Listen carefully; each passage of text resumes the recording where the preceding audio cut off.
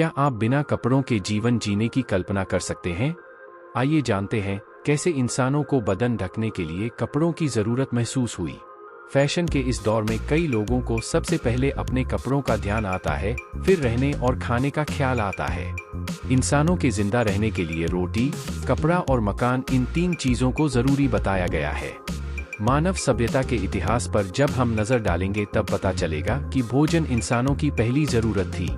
इसके काफी बाद में उन्हें कपड़े और रहने के जगहों की जरूरत पड़ी। इंसानों को छोड़कर और कोई प्राणी आपको कपड़े पहने हुए दिखाई नहीं देगा, लेकिन आज भी दुनिया में कई ऐसे आदिवासी कबीले हैं जहां लोग कपड़े नहीं पहनते हैं। क्या आप बिना कपड़ों के जीवन जीने की कल्पना कर सकते हैं? आइए जानते हैं कैसे इंसानों को बदन ढकने के लिए कपड़ों की जरूरत महसूस हुई। दुनिया भर के कई एंथ्रोपोलॉजिस्ट मानते हैं कि आज से करीब 1,70,000 साल पहले इंसानों को कपड़े पहनने की जरूरत महसूस हुई। उन्होंने इंसानों के शरीर पर मौजूद दो नस्लों के जू का जिक्र करते हुए कहा कि एक जू इंसानों के बालों में पाए जाते हैं, जबकि दूसरा इंसानों के शरीर पर बसेरा बनाता है।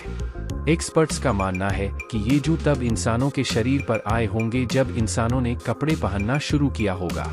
इंसानों से पहले यूरोप में रहने वाले निएंडरथल के लिए कहा जाता है, वहां की भीषण ठंड से बचने के लिए वो कपड़े पहनते होंगे। हालांकि उनके कपड़े आज के जैसे नहीं बल्कि किसी जानवर की खाल से बने हुए थे। ऐसा कहा जाता है कि मानव और निएंडरथल के पूर्वज एक ही थे और कपड़ों के आविष्कार का श्रेय एक्सपर्ट्स निएंडरथल को देते हैं।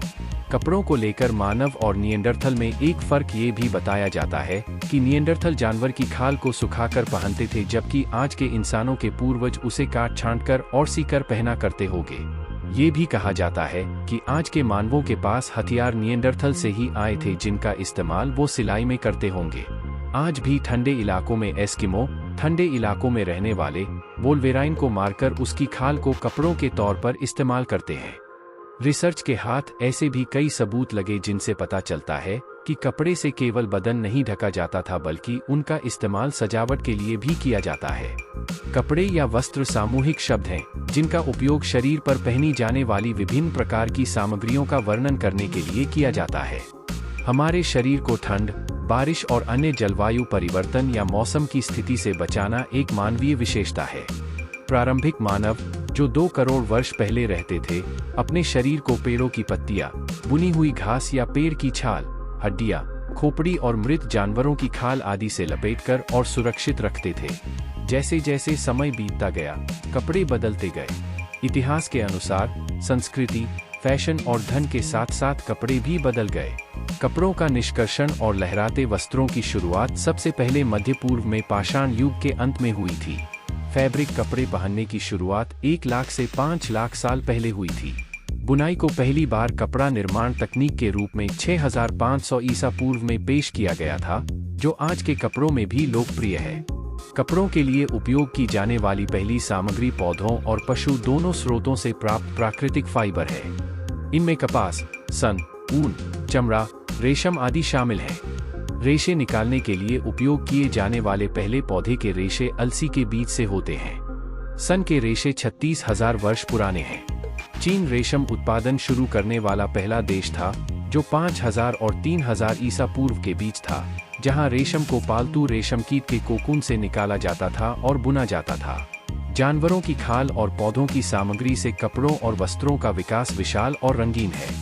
विभिन्न संस्कृतियों के साथ साथ कपड़ों की भी विभिन्न किस्में सामने आईं। सबसे पहले तो आपको ये जान लेना चाहिए कि फैब्रिक मुख्यतः 2 तरीके के होते हैं, नेचुरल और सिंथेटिक। नेचुरल फैब्रिक मतलब पौधों या जानवरों से आने वाला फैब्रिक जैसे कॉटन या सिल्क, और सिंथेटिक मतलब पूरी तरह से कृत्रिम फैब्रिक जिसे इंसान ने बनाया है।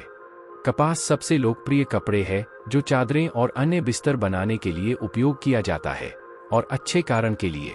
यह टिकाऊ, शारीरिक कोशिकाओं का सांस लेने वाला, मुलायम, देखभाल करने में आसान है और आमतौर पर काफी किफायती है। सूरत कपड़ा बाजार। सूरत भारत में सबसे अधिक कपड़ा उत्पादन करता है, इसलिए इसे भारत का कपड़ा शहर भी कहा जाता है। शहर का कपड़ा कारोबार हर साल लगभग 5 अरब रुपए का है। सूरत कपड़ा बाजार खुदरा और थोक खरीदारी दोनों के लिए ड्रेस सामग्री के लिए एक आदर्श स्थान है। भारत का राष्ट्रीय कपड़ा खादी है। इसे महात्मा गांधी ने स्वदेशी आंदोलन के दौरान फैलाया था। खादी एक प्रकार का शुद्ध बुना हुआ कपड़ा होता है जो बिना ऊन के बनाया जाता है। यह एक प्रकार का स्वदेशी उत्पाद है जो भारतीय आज़ादी संग्राम के समय महत्वपूर्ण भूमिका निभाया।